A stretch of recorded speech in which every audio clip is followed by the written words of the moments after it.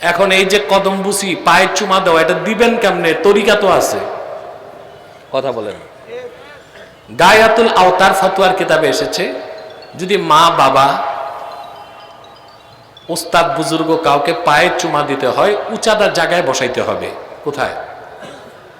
তারপর মাথা পায়ের কাছে যাবে না, পাটা টেনে মুখের কাছে নিয়ে চুমা দিবেন। কথা বুঝেন না?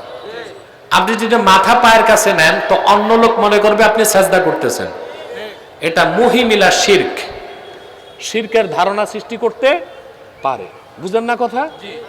এই জন্য মা বাবা ওস্তাদ বুজুর্গের পা নিজের দিকে টেনে চুমা দিতে আপনি পারেন, কিন্তু এইটা তো আমভাবে করা যায় না। যায়?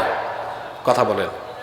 এখন পিসাব আসছে স্টেজে, আপনার সবাই এসা যদি এই পা ধরে ধরে চুমা দিতে থাকেন, ওনার ঠ্যাং ছুটে যাবে না?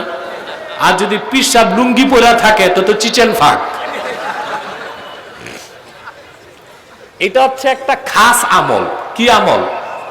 কখনো মন চাইলো আল্লাহ আল্লাহ বুজুর্গ ব্যক্তি, বাবা মা ওস্তাদ, তাদের পা টেনে মুখের কাছে নিয়ে চুমা দেওয়া যাইতে পারে। তো এইটা দেওয়া সম্ভব হয় না বলেই পীর বুজুর্গ ওস্তাদ বাপ মা তাদেরকে হাত দিয়ে কি করা হয়? এটাই তো বুঝাইছেন। এটা মাথা সোজা রেখে করা যাবে, কোনো সমস্যা নাই। যেখানে মুখ দিয়েই চুমা দেওয়া যায় ওখানে কি হাতে চুমা দেওয়া যাবে না?